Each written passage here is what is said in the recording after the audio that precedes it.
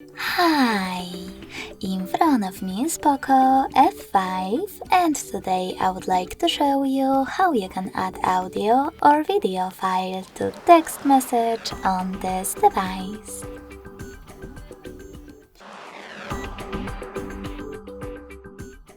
You need to start by opening Messages app.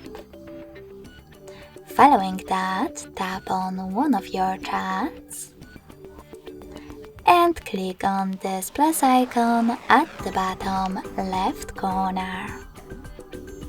Then click on Files category. And now you can hold one of your files right away. If you wish to, you can tap on Audio and Videos filters at the top. Then hold the chosen one and tap on Select at the top right corner. You can also tap on those three lines at the top left corner and pick one of those sources, like audio files.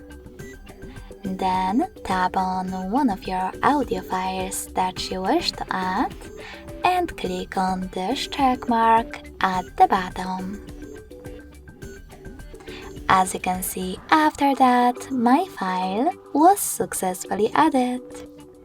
Thanks so much for watching. If you enjoyed this video, smash that like button, comment, and subscribe. Bye!